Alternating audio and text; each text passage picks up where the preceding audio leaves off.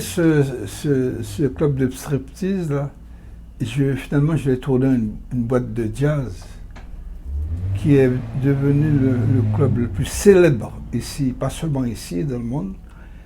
Et c'est la première fois, et jusqu'à maintenant, qu'un noir avait un club pour faire fonctionner, pour faire travailler, je veux dire même pas pour travailler, mais pour présenter des artistes de jazz très célèbres. Ce club de striptease là, finalement je l'ai tourné une boîte de jazz qui est devenu le club le plus célèbre ici, pas seulement ici dans le monde.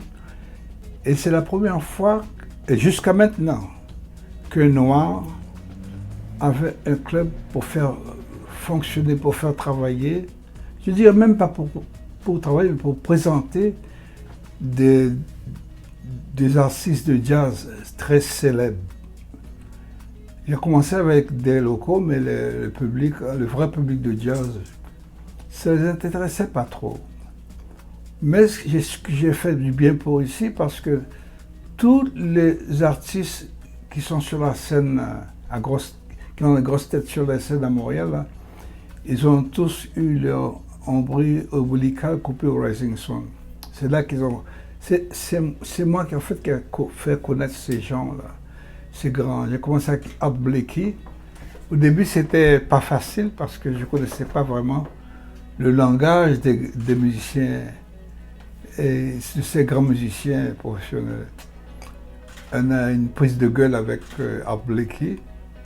Un soir, il est venu jouer, mais son road manager allait fumer dans le...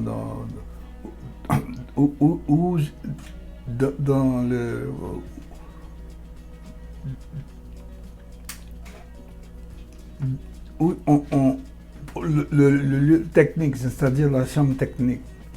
Je l'ai mis dehors. Alors il est allé voir Art, il dit ça, puis Art le même soir ramassait tout, il partait. Enfin, il est parti. Le lendemain, je suis allé le voir. J'ai dit Art de m'excuser parce que je ne connais pas, je viens de commencer. Je ne sais pas comment faire avec comment me comporter avec les grands messieurs de jazz. Alors, il m'a écouté.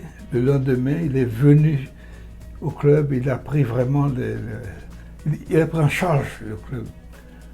Et puis, à partir de là, tous ces musiciens qui voyageaient partout, alors ils se parlaient, ils disaient brother, in Montréal. Alors, j'ai eu tout le monde. J'ai eu ça soit Bodyguard. Bodyguard était ici hier soir, là.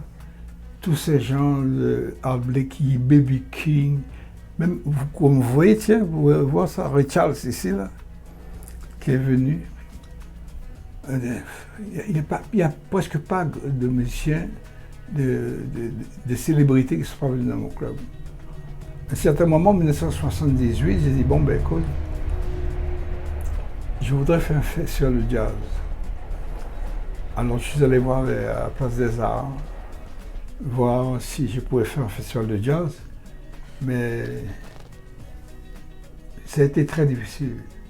Je me suis battu pour avoir ce festival ici, parce qu'ils n'y croyaient pas. Quand j'ai dit que, par exemple, Oscar Peterson, très grand musicien ici, et qu'il allait jouer dans mon club, ils m'ont dit, mais c'est un Anglais.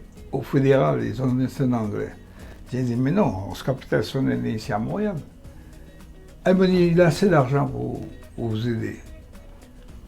Et j'ai dit, Baby King, j'aurais amené Baby King. Oh, Baby King, c'est du rock, là, la Place des Arts, c'est quelque chose de classique. J'ai dû les convaincre finalement. Le premier festival, le 21, comme vous avez vu, c'est le premier festival, le 21, 22, 23, c'était 3/4 plein. Le troisième festival, 3000 personnes chaque soir pendant 5 concerts, remplis. Après ça, j'ai fait venir avec tous les autres, la Nina Simone, tout ça est venu.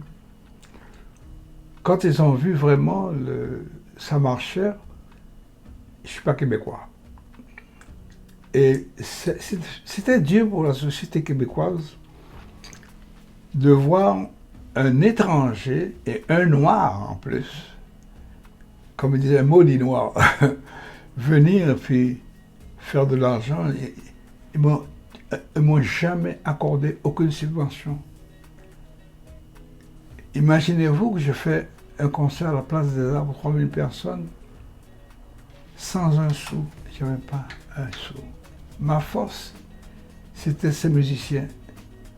C'était une histoire de Black Brothers. Ils avaient tellement confiance en moi qu'ils sont venus pour m'aider. C'était pas seulement des musiciens noirs, mais c'est des musiciens blancs aussi. Comme vous voyez ici, Paul Wood, il y a plusieurs musiciens blancs tous qui sont venus aussi. Ils ont, bon, c'est le jazz. C'est pour ça que je trouve que le jazz, c'est assez spécial. Moi, je suis seulement dans le jazz, le blues et la salsa. J'ai fait venir Psito Puente. J'ai monté mon propre orchestre. Ça s'appelait Rising Apple Jazz Orchestra. On a donné une volée à Tito Puente. Mon orchestre a joué là. Mongo Santamaria est allé se cacher quand il a entendu mon orchestre. Je vais vous faire l'entendre.